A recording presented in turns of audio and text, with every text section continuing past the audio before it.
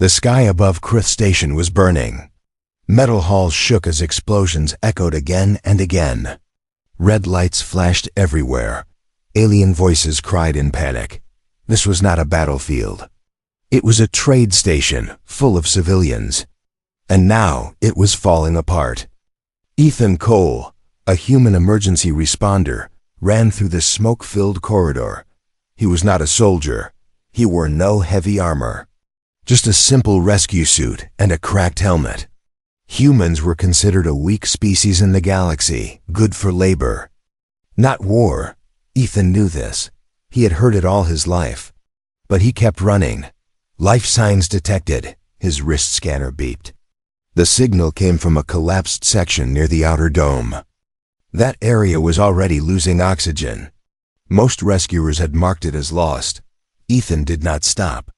He pushed aside broken metal and sparks burned his gloves. His lungs hurt.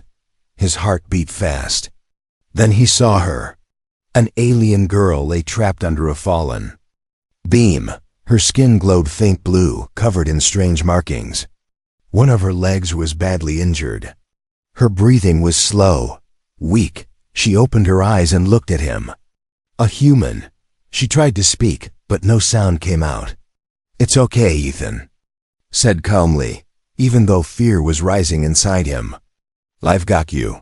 He worked fast, using his tools to lift the beam just enough. Pain shot through his arms, but he did not let go. The station shook again. Time was running out. When the beam finally moved, Ethan pulled her free and placed an oxygen mask over her face. Her breathing steadied. Then the corridor behind them exploded. The force threw Ethan against the wall. His helmet cracked further. Alarms screamed. He grabbed the alien girl and ran. By the time they reached an escape pod, Ethan was bleeding and exhausted. He pushed her inside, then collapsed next to her as the pod launched away from the dying station. Silence followed. Only the soft hum of the pod remained. Ethan closed his eyes, thinking he had done his job. He was wrong. When Ethan woke up, he was in a medical chamber. Bright white light hurt his eyes. Machines beeped around him. Alien figures stood nearby. They were tall, armored, and heavily armed, elite guards. Ethan tried to sit up, but pain stopped him. "Yeezy," a calm voice said. The alien girl stepped forward. She was standing now, clean, dressed in fine robes. Her injured leg was healed. With advanced tech, her glowing eyes were fixed on him. "You saved my life," she said slowly, her voice clear but emotional. Ethan nodded weakly. "Just doing my job." The guards suddenly moved. Then something impossible happened. They knelt. Every single one of them. Ethan's eyes widened. The alien girl placed a hand over her chest and bowed her head slightly. "My name is Lyra Valkesh," she said. "Daughter of the High House, by ancient law. You are now bound to me." Ethan blinked. "I don't understand." A low murmur passed through the room. Shock, disbelief, fear. Lyra took a deep breath. "Our people live by old laws," she explained. "Older than our empire. One of them is called the right of first night." Ethan stiffened. "That sounds wrong." Lyra raised her hand quickly. "It is not what you think, human." She looked away, then back at him. "It is a sacred claim. The first protector, the one who saves a noble life at the cost of their own safety, gains the first right to choose the bond, protection, alliance, voice." Ethan stared at her. "I didn't save you for that," he said firmly. "I didn't even know who you were." The guards shifted. This answer was not expected. Lyra's eyes softened. "That is why the law chose you," she whispered. A loud door opened. More aliens entered, leaders, elders, council members. Their expressions were tense. One elder stepped forward. "The human must claim the right," he said coldly, "or refuse it and face the consequence." "What consequence?" Ethan asked. Lyra's voice shook. "If you refuse, the law marks me as unprotected." My enemies will claim me instead. Silence filled the room. Ethan clenched his fists. Outside, through the glass wall, the stars burned quietly. A whole galaxy watched, waiting. A simple human had saved a life. And without knowing it, he had broken a law no human had ever known. Lyra looked at him, her voice almost a plea. Human, you saved me. Now the law says, you must choose. Ethan met her eyes. And the galaxy held its breath. The room felt heavier after Lyra's words. Ethan lay on the medical bed, staring at the tall alien leaders around him. Their eyes were sharp. Their faces showed no mercy, only tradition. To them, law was older than life. Ethan slowly pushed himself up, ignoring the pain in his ribs. You want me to choose, he said. But I didn't ask for this. A low sound passed through the council chamber. Shock, disapproval. One elder stepped forward. His skin was dark silver, his voice cold and firm. The law does not ask, he said. It commands. Lyra stood beside Ethan. Her hands were clenched. She looked strong, but fear hid behind her calm face. Ethan took a breath. I'm human, he said simply. Where I come from, saving a life does not mean owning it. The words hit the room like a weapon. Some guards tightened their grip on their weapons. Others looked confused. No one had ever spoken like this before. You misunderstand, the elder replied. The right of first knight is honor, power, protection. Ethan shook his head. Power over someone is not honor. Silence followed. Lyra turned to him, her glowing eyes searching his face. If you refuse, she said softly, you put me in danger. Ethan looked at her then. Really looked. He saw someone trapped by rules written long before she was born. Rules made by those who feared losing control. I won't let anyone hurt you, Ethan said. But I won't claim you either. The council erupted. This is impossible. One leader shouted. He is insulting our laws, another growled. A human dares to stand above tradition? The elder raised his hand, silencing them. There is another path, he said slowly. The human may refuse, but refusal has a price. Ethan met his gaze. Name it. The elder's eyes narrowed. You will remain here, under watch, until the council decides your fate. Guards stepped forward. Lyra moved instantly, placing herself between Ethan and them. No, she said. He is under my protection. Gasps filled the chamber. You cannot protect what you do not own. The elder replied. Lyra's voice trembled, but she did not step back. Then perhaps the law is broken. Those words were dangerous. Very dangerous. News spread fast. Across Krith Prime, across nearby systems, whispers moved through the stars. A human refused the right.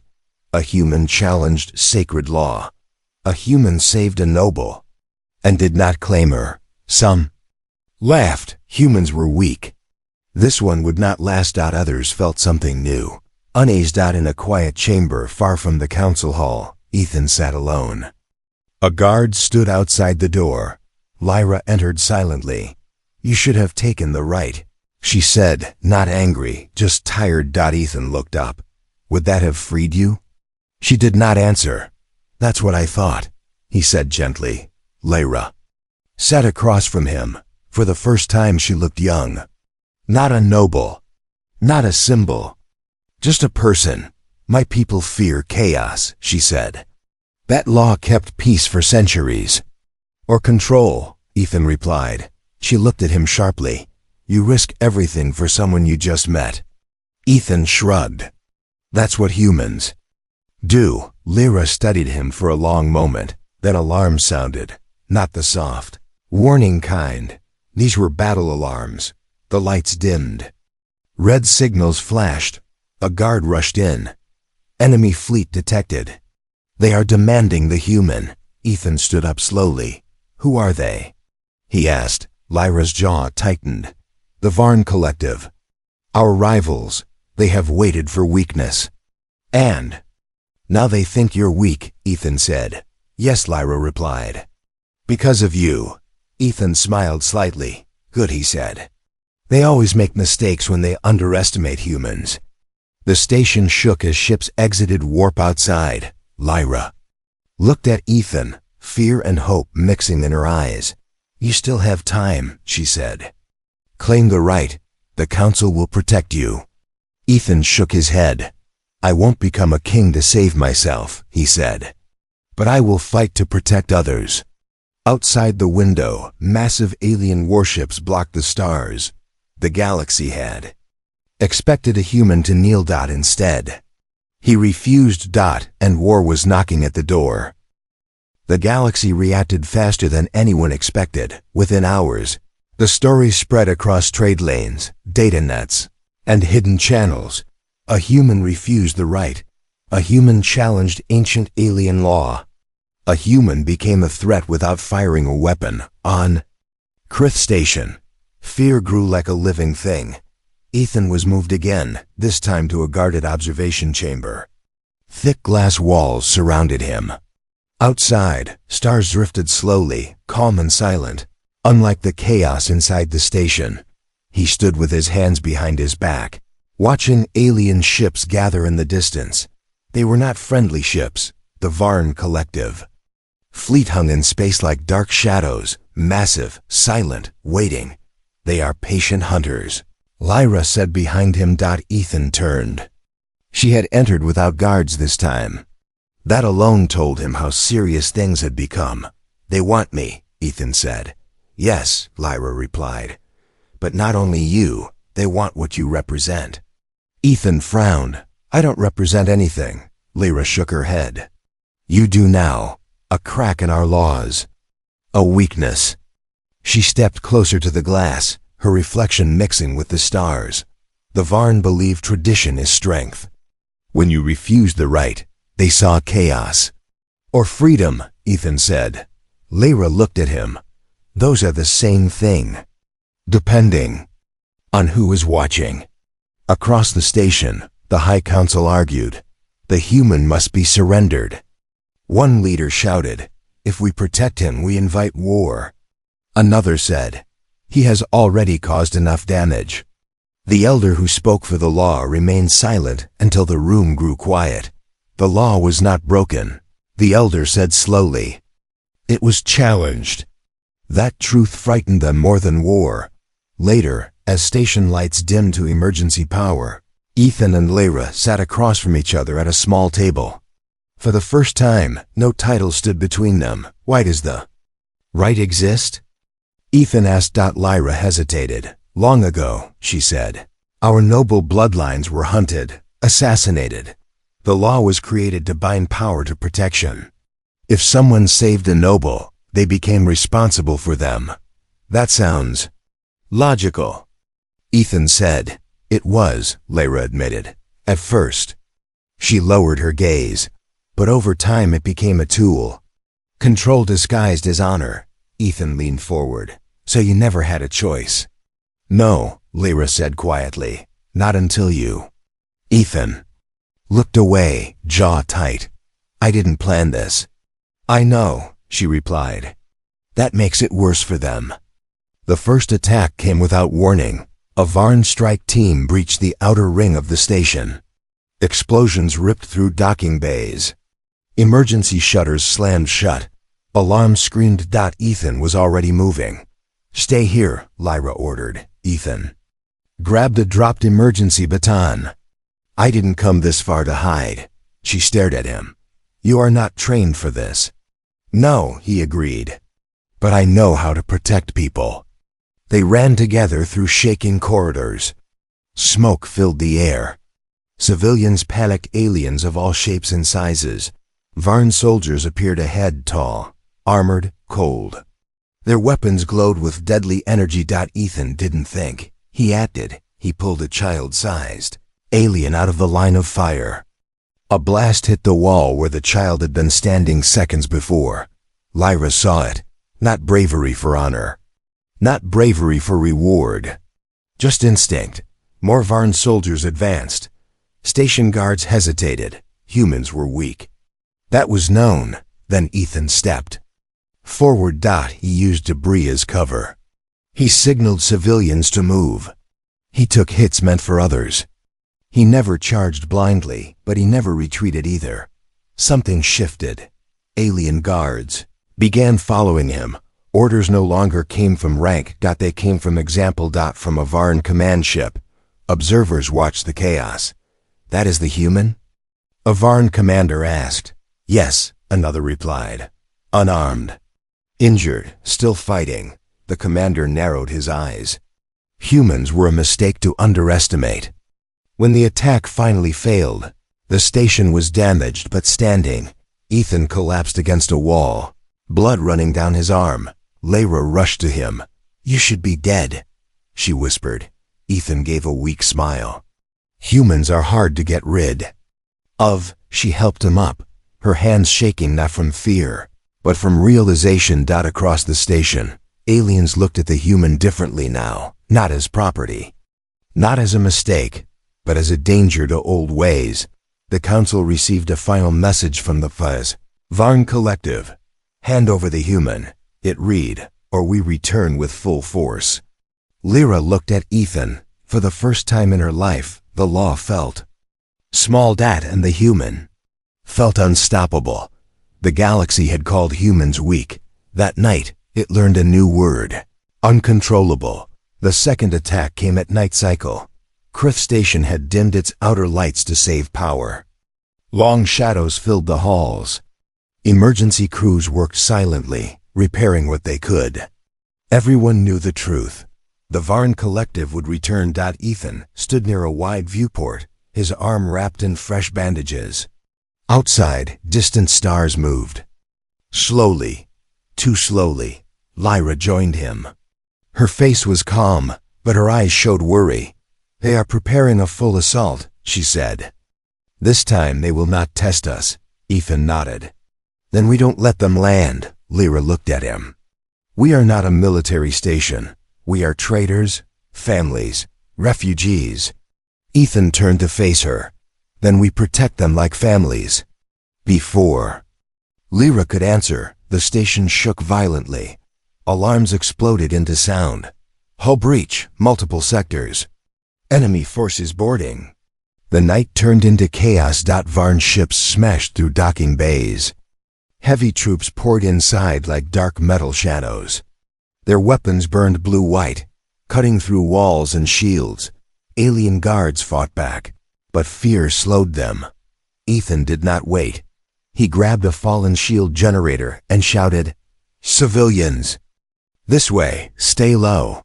Some aliens hesitated. Then they followed him. Corridor by corridor, Ethan led them, children, elders, workers, anyone who could move. Explosions followed behind them. Heat filled the air. A Varn blast hit the floor near Ethan, throwing him forward. He rolled, slammed into a wall, and stood again. Blood ran down his face. He kept moving. Lyra watched him from behind cover, heart pounding. He was not the strongest. He was not the fastest. But he never stopped. In the central hall, panic peaked. Thousands were trapped. Varn troops advanced from both sides. Station guards froze. Ethan stepped into the open. "Listen to me," he shouted in clear, steady words. "We don't win by fighting them head-on. We win by saving lives," he pointed. "You seal that door. You guide them through the service tunnels. Move." No one questioned him. They moved. Even trained alien warriors obeyed. Lyra felt something break inside her. Not fear. Belief. From the Varn flagship, sensors tracked the battle. "The human is still active," an officer reported. "He should be dead." The commander replied coldly. "His species refuses to fall," the officer said. The commander stared at the display. "Then we remove the reason." A precision strike hit the hall ceiling. Metal collapsed. Lyra was thrown to the ground. Ethan saw it happen. He ran. A massive beam crashed down toward Lyra. Ethan pushed her out of the way. The beam crushed his shoulder instead. Pain exploded through his body. His scream echoed once, then stopped. He bit down and stayed conscious. Lyra crawled to him, hands shaking. "Why?" she whispered. "Why would you do this?" Ethan forced a breath. "Because someone has to." Varn soldiers appeared at the far end of the hall. They raised their weapons. Alien guards hesitated again. Then Lyra stood. She stepped in front of Ethan. Her voice rang out, amplified by the station's systems. "By ancient law," she declared, "a human who saved my life stands under my protection." Gasps filled the hall. Varn weapons paused. Alien guards straightened. "But hear this," Lyra continued. "He did not claim me. He did not own me. He chose to protect without demand." She looked at the soldiers, then at the civilians. "I claim the law differently." Her eyes burned with resolve. "The right of first night is not ownership," she said. "It is responsibility." The station went silent. The Varn commander snarled, "Kill them both." Weapons fired. But the guards moved, not because of orders. Because of Ethan. Because of Lyra. A wall of bodies formed between the Varn and the civilians. Blades clashed. Energy shields flared. Humans and aliens fought side by side. For the first time in galactic history, hours later, the Varn retreated. Wythe Station was broken, burning, but alive. Ethan lay in a medical pod, unconscious. His injuries were severe. Lyra stood beside him, refusing to leave. Council members arrived, their faces pale. "The law has been spoken," one said, "and witnessed." Lyra did not turn. "Good," she replied, "because tomorrow I will change it." She looked down at the human who had never asked for power. Outside, the stars watched quietly. That night, a station fell, and something far greater rose in its place. Morning cycle came slowly to Crith Station. Smoke still drifted through broken halls. Emergency lights flickered. The station lived, but only just. Survivors moved quietly, helping the wounded, clearing debris, speaking in low voices as if afraid the walls themselves were listening. In the highest council chamber, tension hung heavy. Ethan lay unconscious in the medical wing. His condition was stable, but fragile. News of his actions had already spread. Beyond the station, across nearby systems, one truth echoed again and again. A human chose responsibility over power. That truth scared many. Lyra walked into the council chamber. Alone. She wore no noble jewels, no symbols of rank, only a simple cloak. Her posture was straight, her expression calm, but her eyes carried fire. The elders watched her carefully. "You risked everything last night," one said. "You spoke law without permission," another added. "You stood against tradition," a third hissed. Lyra stopped at the center of the chamber. "Yes," she said, "I did." Silence followed. "The right of first night," the High Elder said slowly, "has guided our people for generations. You cannot reshape it because of one human." Lyra lifted her chin. "That human saved more lives in one night than this council did in 10 years. Murmurs spread through the room. "The law was created to protect," Lyra continued, "but it became a cage. Last night showed us the truth." She activated the chamber display. Images appeared. Ethan carrying injured civilians. Ethan shielding children with his own body. Ethan bleeding, but still standing. "He had every chance to claim power," Lyra said. "He refused. He had every reason to run. He stayed." The elders looked away. "The law does not say the right must be taken," Lyra went on. "It says it must be honored." She faced the High Elder directly. "So I honor it." The chamber went still. "From this moment," Lyra declared, "the right of first night is no longer a claim of ownership. It is a bond of duty." Gasps echoed. "The one who saves another does not gain control," she said. "They gain responsibility. Protection without possession. Choice without force." One elder slammed his staff to the floor. "This will break." Our society, Lyra's voice remained steady. Then perhaps it deserves to be broken. In the medical wing, Ethan slowly opened his eyes. Pain greeted him first. Then light. Then silence. He turned his head slightly. Lyra was there. She was asleep in a chair beside his bed, her head resting against the wall. Dark circles marked her eyes. She looked humanly tired. Ethan smiled weakly. When Lyra woke, she froze. "You're awake," she said softly. "Still here," Ethan replied. "Guess I'm hard to kill." She almost laughed. Almost cried. "You changed the law," Ethan said. "It wasn't a question." Lyra nodded. "I used it, the way it was meant to be used." Ethan looked serious. "That's dangerous." "Yes," she agreed, "but necessary." She hesitated. "The council will resist. Some already do." "Good," Ethan said. "Means it mattered." Lyra studied him. "You are not afraid." "I am," he said honestly. "But fear doesn't decide who we are." Lyra leaned closer. "They want you as a symbol now, a hero, an example," Ethan sighed. "I never wanted that." She smiled faintly. "Neither did I." Far from Krith Station, aboard a massive Varn war vessel, anger burned. "The station survived," a Varn commander growled. "The human still lives," another spat. A new report appeared on the screen. Alien law modified precedent. SDV commander's eyes narrowed. "This is worse than war," he said. "This is infection. What is your order?" An officer asked. The commander smiled coldly. "Prepare the fleets," he said. "If humans spread this idea, the galaxy will burn."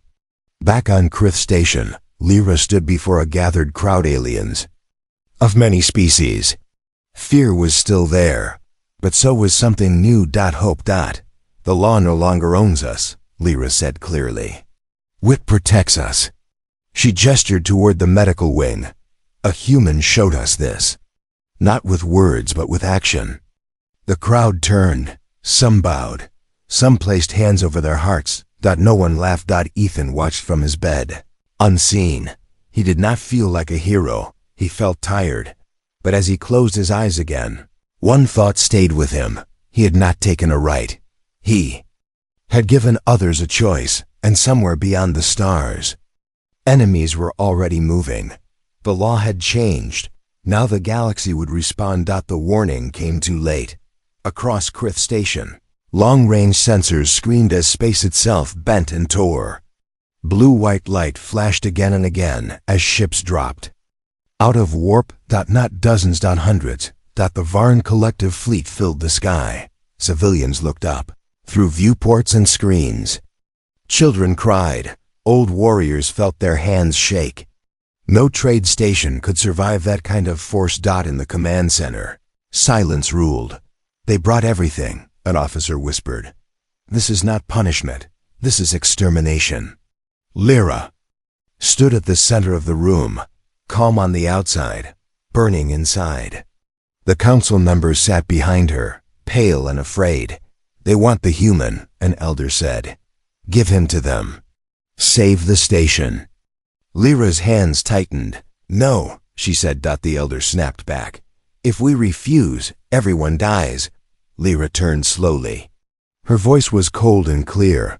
"If we surrender him," she said, "then we deserve to die." Ethan felt the station shake. Even in the medical wing, he was weaker now.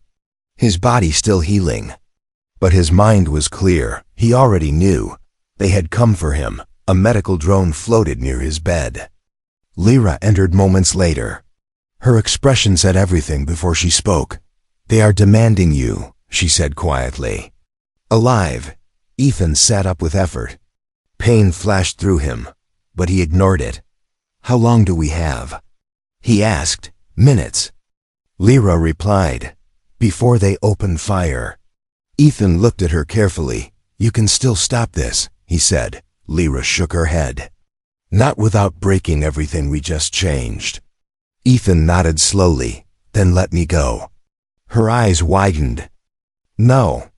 If I walk out there, he continued, they won't destroy the station. They will enslave you, Lyra said. Or kill you once they make an example, Ethan smiled faintly. Humans are used to being examples. Lyra grabbed his arm. You are not a symbol. You are a person. So are the thousands on this station, Ethan replied. And they didn't choose this. Silence fell between them. Then Ethan did something no one expected. He stood. Every movement hurt. His legs shook. But he stood anyway. I refused power. He said, I won't refuse responsibility. Lyra's voice broke. If you leave, the law cannot protect you. Ethan looked at her. You already changed the law. In the command center, alarms blared as Varn ships powered weapons. A massive image filled the main screen. The Varn Supreme Commander appeared tall, armored, eyes cold with certainty. You have one chance, the commander said.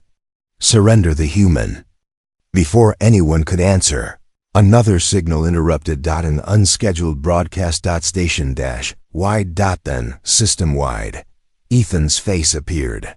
On every screen, he stood alone in a small docking bay. No weapons, no armor. Only bandages and resolve. My name is Ethan Cole, he said calmly. I am human. The Varn commander snarled. Cut the feed. But it was too late. Ethan continued. I saved one life because it was the right thing to do. I did not ask for reward. I did not ask for power. He took a slow breath. You want me, he said. I'm here. Shock spread across the station. Lyra watched in horror. And this is my choice, Ethan added. Not because of law. Not because of fear. But because no one else should die for me. The Varn commander smiled. Wise, he said. Prepare to receive him. Ethan stepped forward. Then he stopped. One more thing, he said. The commander raised a brow. You believe. Strength comes from control, Ethan said. From fear, from ownership. He shook his head. You're wrong. Across the system, something unexpected happened. Human ships arrived. Not warships, civilian transports, rescue vessels. Old cargo haulers. Dozens. Then hundreds. Then thousands. They placed themselves between Krith Station and the Varn fleet. The Varn commander's smile vanished. What is this? He demanded. Ethan's voice was steady. This is humanity, he said. We don't rule. We don't own. But we stand together. Lyra stared at the screen, breath caught in her chest. Humans had heard, and they had come. The Varn fleet hesitated. They had planned for fear, not for solidarity, not for a species willing to stand. Unarmed against annihilation. The commander clenched his fists. If we fire, an officer warned, we start a war with humans. And anyone who follows them. The commander saw it now. This was no longer about one human. It was about an idea. Withdraw. He hissed, one by one, Varn ships, powered down, then jumped away. Silence returned to the stars. Ethan collapsed to his knees. Lyra ran to him as alarms faded into quiet. You're an idiot, she whispered, holding him. A brave, impossible idiot. Ethan laughed weakly. Told you. Humans are dangerous. Lyra looked at the human ships on the screen. No, she said softly. Humans are unstoppable. The war had been avoided, but the galaxy had changed, and everyone knew it. The next time would not be so simple. The stars were quiet again. For the first time since the attacks began, Krith Station rested in true silence. No alarms. No weapons charging. Only the soft hum of life returning. Human ships still floated outside, simple vessels, unarmed, imperfect. They did not form attack lines. They formed a shield. Across the station, aliens watched them in disbelief. No empire had ever done this. No species had ever come without demanding something in return. Ethan sat in the observation deck, wrapped in a blanket, his injuries still healing. He looked tired, older, not like a hero. Just human. Lyra stood beside him. They are calling you many things now, she said. Hero, catalyst, disruption. Ethan gave a weak smile. Sounds expensive. Lyra almost laughed. The council has made a decision, she continued. They want to name you the first human ambassador. Ethan sighed. I was afraid of that. They believe humans must be bound by law, Lyra said honestly. They want rules, control. Ethan turned to her. And you? Lyra looked out at the stars. I believe humans cannot be bound. The council chamber filled one last time. Aliens of many species stood together, some fearful, some hopeful. At the center stood Lyra, and Ethan. The High Elder spoke. By tradition, the right of first night binds the savior and the saved. Ethan shifted uncomfortably. But tradition has changed, the elder continued. Because it failed. A shock ran through the chamber. The human did not claim power, the elder said. He rejected it. And in doing so, showed us its weakness. The elder turned to Ethan. You are free, he declared. Free of bond, free of claim, free of obligation. Gasps echoed. Lyra closed her eyes in relief. The elder raised his staff. And from this day forward, he said, no being may be claimed by law, only by choice. Silence followed. Then the chamber erupted, not in anger, but in awe. Far away, in the dark reaches of space, the Varn collective watched. Their spies had seen it all. The law has fallen, an officer reported. The Supreme Commander stared at the stars. No, he said quietly. Something worse has risen. What could be worse than war? The officer asked. The commander answered with a single word.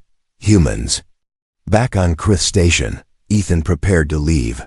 A human transport waited. Its paint was worn, its engines old. But it worked. Lyra walked with him to the docking bay. So this is goodbye, she said. For now, Ethan replied. She hesitated, then placed her hand over her chest, the gesture of her people. You saved me, she said. Not by law, by choice. Ethan returned the gesture, awkward but sincere. You saved yourself, he said. I just reminded you. They stood there, neither wanting to be the first to turn away. Finally, Lyra spoke. When our histories speak of this day, she said, they will not remember fleets or battles. Ethan raised an eyebrow. What will they remember? Lyra smiled softly. They will remember the moment the galaxy learned this truth. She looked at the human ships, at the open stars, that humans cannot be bought, cannot be owned, cannot be claimed. Ethan stepped onto the transport ramp. As the doors closed, Lyra whispered the words that would echo across the stars for generations. Humanity did not take the right. The ship lifted off, and because of that, she said, they earned everything. The transport jumped to warp. And somewhere deep in the galaxy, ancient empires began to fear a simple, terrifying idea. A species that refused to kneel.